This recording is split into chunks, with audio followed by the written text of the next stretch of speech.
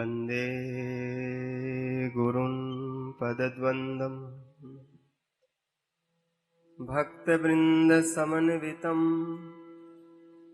श्रीचैतन्यप्रभुं वन्दे नित्यानन्दसहोदितम् श्रीनन्दनन्दनं वन्दे राधिका चरणद्वयम् गोपीजनसमायुक्तं वृन्दावनमनोहरम् नवजलधरवर्णं चम्पकोद्भासिकर्णं विकसन्नलीननास्यं विस्फुरन्मन्दहास्यम् कनकरुचिदुकूलं चारुबरहावचूलम् कमपि निखिलसारं नौमि गोपीकुमारम् नारायणं नमस्कृत्य नरं चैव नरोत्तमं देवीं सरस्वतीं व्यासं ततो जयमुदीरये।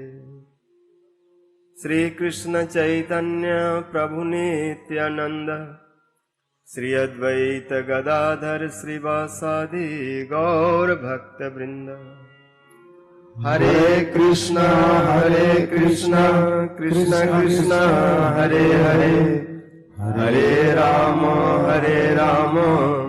राम राम हरे हरे।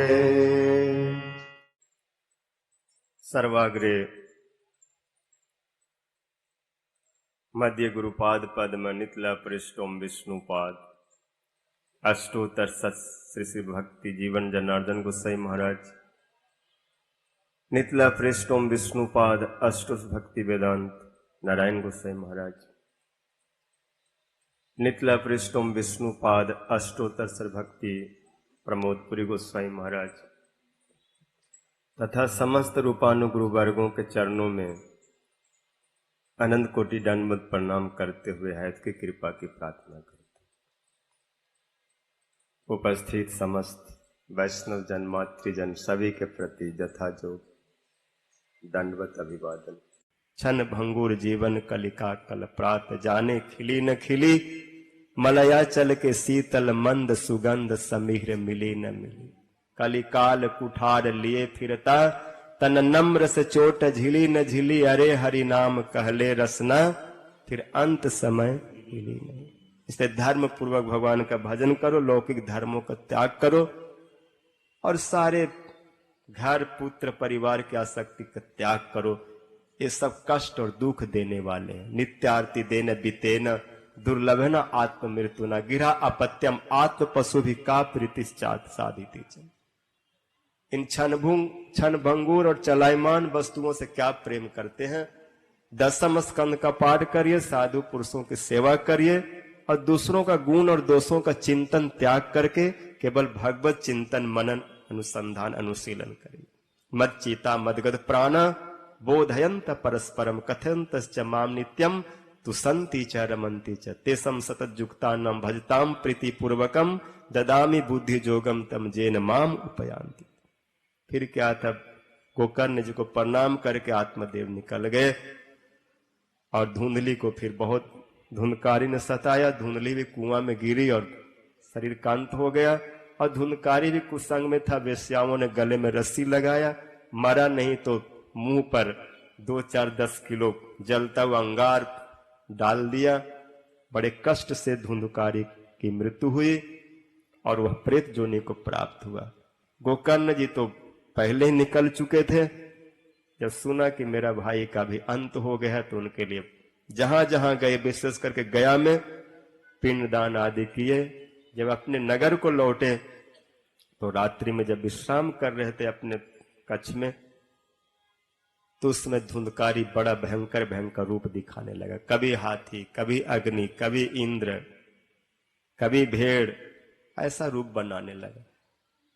पूछा भाई कौन हो, रात्रि में ऐसा क्यों करते हो? कुछ बोले नहीं तो कमंडलू से जल छिड़कते। कुछ पाप का क्षय हुआ तो धुंधकारी ने कहा कि मैं आपका बड़ा भाई हूं। अहम भ्राता त्वद्योस्मि धुंधकारी इति नामत स्वकीय नैव दोषेन ब्रह्मत्व नासितम। मैं अपने दोषों से ही इस गति को प्राप्त किया हूं। मेरे कर्मों के कुकर्मों की कोई गिनती नहीं है। मैंने क्या इतना क्या नहीं किया कैसे कहूं।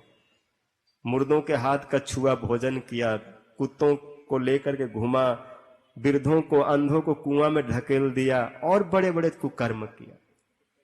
लेकिन भाई आप तो करुणा के सिंधु हैं, आप बहुत कुछ जानते हैं, कुछ ऐसे कृपा करो कि मेरा उद्धार हो जाए। उन्होंने कहा कि मैंने तो आपके लिए बहुत कुछ किया, जहां जहां गया आपके नाम से कुछ न कुछ श्राद्ध तर्पण किया, विशेषकर गया जी में गया। उस समय धुंधकारी बोला, भाई गया कितने बार आप गए? बोला 1 बार, घूमते घूमते चला गया। तो बोला 1 बार से क्या होगा, अगर अब 100 बार भी जाएंगे तो भी कुछ नहीं होगा। गया श्राद्ध सतैरपि न में मुक्ति भविष्यति, मेरा मुक्ति का कुछ और ही उपाय है। मेरी मुक्ति गया आदि श्राद्धों से और तीर्थों में भटकने से नहीं होगा, इसके लिए तो कुछ आपको करना होगा। गोकर्ण जी रात में विश्राम किए, सुबह में सूर्य भगवान से पूछे, हे जगत साक्षी बताइए। इन्होंने अपने जोग बल से सूर्य की गति रोक दी। सूर्य भगवान बोले, मुझे क्यों रोकते, मुझे तो चलना है, चलने दो, नहीं तो सब उथल पुथल हो जाएगा। बाकी रही भाई का उद्धार का, तो इसके लिए सप्ताह जग का कथा श्रवण करवा दो। 7 दिन कथा सुनकर उद्धार हो जाएगा। गांव में भागवत जी का आयोजन हुआ और गांव के जितने पशु पक्षी कीट पतंग चंडाल स्त्री सब अंतज सब आकर के उस कथा में उपस्थित हुए। धुंधकारी भी आया, वो वायु रूप में था, तो एक 7 गांठ के बांस के नीचे जाके खाली स्थान में बैठ गया। और जैसे कथा का आरंभ हुआ और कथा के विश्राम के साथ जय जयकार हुई, श्रीमद् भागवत महापुराण की जय। एक ग्रंथि का विभेदन हो गया। 7 दिन में 7 गांठ टूट गए, फट गए। जब जड़ की अवस्था हुई तो चेतन को कौन कहे। अगर हम भी शुद्ध हृदय से सुनेंगे तो हमारे में जितनी भी ग्रंथियां, विद्यते हृदय ग्रंथि छिद्यन्ते सर्व संशया छियन्ते चास्य कर्माणि दृष्टवात्मनीश्वरे, सारे अनर्थ, सारे कर्म, सारे अविद्या, सारे अपराध फट जाएंगे, टूट जाएंगे, सारे गांठे खुल जाएंगे और भगवान और जीव का जो संबंध वो प्रकट हो जाएगा। वही हुआ। 7 दिन में धुंधकारी अद्भुत चतुर्भुज रूप धारण करके प्रकट हो गया। आकाश से विमान आया, विमान पर वो चढ़ने से पहले धुंधकारी को प्रणाम किया। अब बोला, भाई मेरे पास इसके बदले में कुछ देने को नहीं है। ये भागवत कथा धन्य है जो प्रेत रूपी पीड़ा को भी दूर कर देता है, जिसका कोई साधन नहीं, कोई उपाय नहीं। अगर कोई मनुष्य इस संसार में कुछ पा ले, कुछ शरीर को खिला पिला के मोटा सोटा कर ले, सजा करके सुंदर बना ले, लेकिन ये सब बेकार ही है यदि वो भगवत कथा सुन करके अपने जीवन को न सुधार ले। तब उसके जीवन को 2 कौड़ी का समझता हूं। ऐसे कहते हुए जब जाने लगे तब धुंधकारी गोकर्ण जी ने विष्णु दूतों से कहा कि महाराज ये तो अन्याय हो रहा है, कथा इतने लोग सुन रहे हैं और विमान केवल एक के लिए आए। बोला आपके लिए भी आएगा, लेकिन आप अभी जाना नहीं चाहते, इसलिए आपको यहां पर भगवान आए नहीं। और इन लोगों के लिए बोला ये लोग विमान में नहीं बैठना चाहते। क्यों? कथा सुन रहे थे। बोला कथा सुन नहीं रहे थे, सोने आए थे। घर में रहोगे तो बहू कहेंगे मनिया कर लो, आटा गूंद लो, रोटी बना लो, इसलिए 3 घंटे निकल जाओ। कुछ न कुछ लगा देंगे। अथवा सुन रही थी लेकिन मन कहीं था, कथा में बैठी थी लेकिन कथा दिमाग में नहीं बैठ रही थी, दिमाग कहीं और चल रही थी। तो बोले सर्वने तो सर्वम कृतम न तथा मननम कृतम। सुना सभी ने लेकिन मनन नहीं किया, जीवन में उतारा नहीं। लेकिन धुंधकारी ने 7 दिन तक सुना, मनन किया, मानसिक रूप से सेवा किया। जो ज्ञान दृढ़ नहीं होता नष्ट हो जाता है। अपात्र को श्राद्ध दिया जाए, श्राद्ध का भक्षण करा जाए तो उसका कोई फल नहीं मिलता। जिस देश में वैष्णव न स्थान वो देश भी अशुद्ध माना जाता है। और व्यग्र चित्त से जप करने पर उसका कोई फल नहीं मिलता। कई कई चीजें हैं जो नियम में करने से उसका परिणाम आता है। हर चीज का कुछ नियम है। तो सुने लेकिन वैसा नहीं किए। अगर ये तन्मयता के साथ सुने और ऐसा जीवन में उतारे, मनन करे, गुरु के वचन में विश्वास करे, तो सबके लिए विमान है। फिर क्या था, कथा आरंभ हुई है और इस कथा में चमत्कार ये हुआ कि कथा के विश्राम के साथ करोड़ों विमान आकाश से गड़गड़ाते हुए नीचे उतर गए। बोलिए श्रीमद् भागवत महापुराण की जय। सूत जी को कहना पड़ा कि इस कथा का क्या फल हुआ। शब्द नहीं है सौनकादि ऋषियों। बुर्मो अत्र किम ते फल वृंद मुजबलम सप्ताह कथासु यज्ञेन संचितम कर्णेन गोकर्ण कथा छरोजे पीतश्चते गर्भ गतो न भूय। गोकर्ण जी के कथा मुंह से निकली, कथा का एक अक्षर जिसने पिया, पूरी कथा पी लिया, उनके लिए क्या कहें। एक अक्षर भी जिसके हृदय में उतर गया वो माता के गर्भ में नहीं गया। इसलिए और साधन की जरूरत नहीं है। बातांबु पर्णा सन देह शोषणे तपो भी उग्रे चिरकाल संचिते जोगे न संजाति नवय गतिम वे सप्ताह गथा श्रवणे न जानती। सूखे पत्ता चबाने से, केवल वायु भक्षण करने से, जल पी के रहने से, बड़े बड़े जोग को करने से, आग में तपने से, जल में डूबने से, कांटे पर सोने से और जो बड़े बड़े साधनों से जो गति नहीं मिलती, वो केवल सरज रूप और सहज रूप से बैठ करके कान में केवल कथा को डालने से, पीने से, निरंतर भगवान को स्मरण करने से जो गति, जो कल्याण और जो सारे अमंगलों का नाश होता है, उससे अधिक और कोई दूसरा साधन नहीं। अब स्मृति कृष्ण पदार विंदयो छिनोति अभद्रानि समतनोति।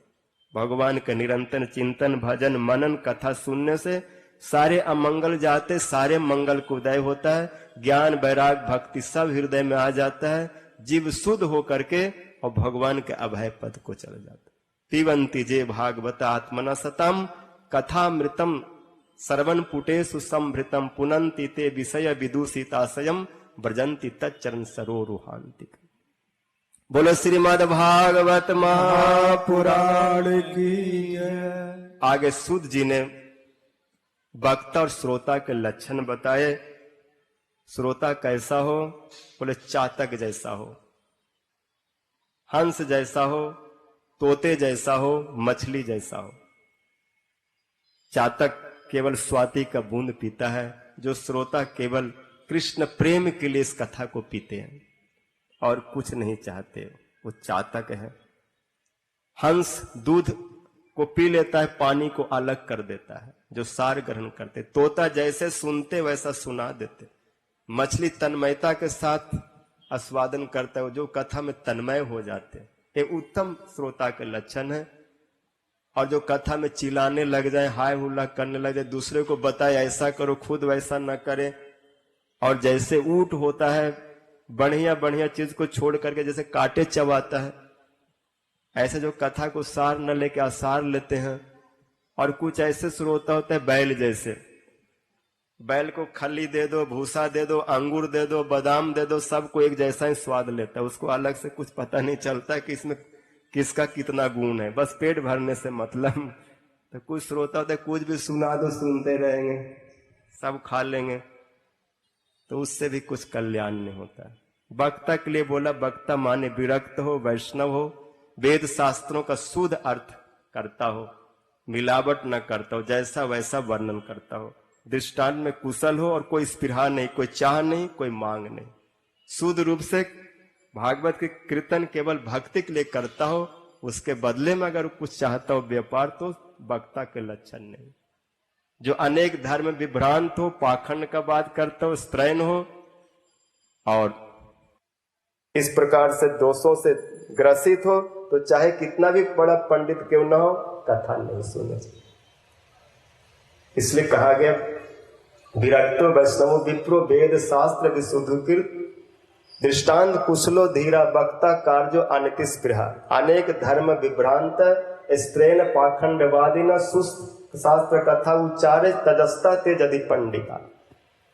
तो पंडित हो लेकिन अनेक धर्म में फंसा हो और उल्टा बातें करता हो, जिसके कथा से पाखंड का प्रचार होता हो, स्त्री आदि में भोग विलास में फंसा हो, ऐसे अवैध संग में पड़ा हो, तो इन सब से बच करके कथा सुनना चाहिए। और नहीं तो ही होगा अंधा गुरु बहरा चेला और दोनों नरक में ठेला ठेला एक न देखा एक न सुनई, गुरु शिष्य अंध बहिर कर लेखा, एक नहीं सुनई और एक नहीं देखा। इसलिए शुद्ध रूप से यदि भागवत का श्रवण कीर्तन किया जाए तो शुद्ध जो भगवान का धाम है उसकी प्राप्ति होती है। और इसका साक्षी है परीक्षित महाराज जी 7 दिन कथा सुन करके भागवत धाम को गए। असारे संसारे विषय विसंगा कुलधियम, क्षणार्थम क्षेमार्धम पिबत सुख काथा अतुल सुधाम, किमर्थम व्यर्थम वो वर्जत कुपथे कुत्सित पथे, प्रचित साचित जत श्रमण गतय मुक्ति उक्त कथन। गलत मार्ग पर इधर उधर क्यों भटकते हो? बस हृदय को स्थिर करके इस असार रूपी संसार में यदि सार है तो भगवत कथा उसको पियो, और जो पीते हो चले गए। परीक्षित महाराज साक्षी हैं, जो कथा सुनते हैं, कथा में बैठते हैं, कथा का चिंतन करते हैं, उनसे जमराज भी घबराते हैं, जमदूत भी घबराते और कहते उधर बिल्कुल मत जाना। सपुरुषमपि बिच्छ पास हस्तम बदती जमा किल तस्य कर्ण मूले, परिहर भगवत कथा सुमत्तान प्रभुर अहम अन्न निर्नाम न तु वैष्णवाना। जो वैष्णव है, कंठी माला धारी है, तिलक लगाते हैं, हृदय में जिनका गोविंद का स्मरण चलता है, और मुंह से जो हरे कृष्णा कृष्णा कृष्णा हरे हरे, हरे राम राम राम इसका उच्चारण करते हैं, उनका मैं स्वामी नहीं हूं। इसलिए वैष्णवों के ऊपर न काल का प्रभाव है और न किसी जगत का वस्तु का प्रभाव है। वो भगवान की कथा में डूबते, यही भागवत शिक्षा देती, यही भागवत की प्राप्ति है। आगे भागवत जी का 3 श्लोकों में महिमा का और विशेष रूप से श्री व्यास जी ने निरूपण किया, जहां पर भागवत जी को नमस्कार किया गया, भागवत में क्या वर्णित होगा उस विषय का भी प्रतिपादन हुआ, और श्रोताओं का आशीर्वाद दिया कि आप लोग भागवत को पियो, खूब पियो जब तक चेतना है, यहां तक कि भागवत धाम में जाने के बाद भी पियो, क्योंकि कथा नित्य है। यहां भी कीर्तन होता है और वहां भी कीर्तन होता है। वहां भी भगवान सखाओं के साथ पिता के गोद में बैठे हुए और खूब कथा सुनते गोलोक वृंदावन में। ये सब आप कथा में सुनेंगे तो भागवत का जो मंगलाचरण जन्मादस्य जतः है और धर्म प्रोजित कैत्वत्र निगम कल्प तरुण गलितम फलम, आज समय बहुत हो चुका है, इसलिए इसकी व्याख्या कथा ठीक यहाँ कथा कीर्तन 2:30 से आरंभ हो जाएगी और कथा 5:30-6 बजे तक चलेगी। इस प्रकार 7 दिन तक यहाँ कथा होगी। आप लोग प्रेम से कथा पान करें और हृदय में धारण करके ऐसे जीवन जिए, इस माया के कवल से त्रिताप से मुक्त हो करके और यहाँ से निकलने की चेष्टा करें। ये संसार कारागृह है और कारागृह में बंद व्यक्ति क्या सुख पा सकता है। इसलिए इस कारागृह से मुक्त होकर के जो हमारा अपना घर है गोलोक वृंदावन, वहां जाना है। जम प्राप्त निर्वर्तनते तद्धाम परमम मम। अब ब्रह्मांड भूमनाथ लोको, सारे जगत में पतन है, परिवर्तन है, ये दुखों का घर है, लेकिन सुखों का जो घर है वो कौन है? वृंदावन। आली मोहे लागे वृंदावन। को इस भजन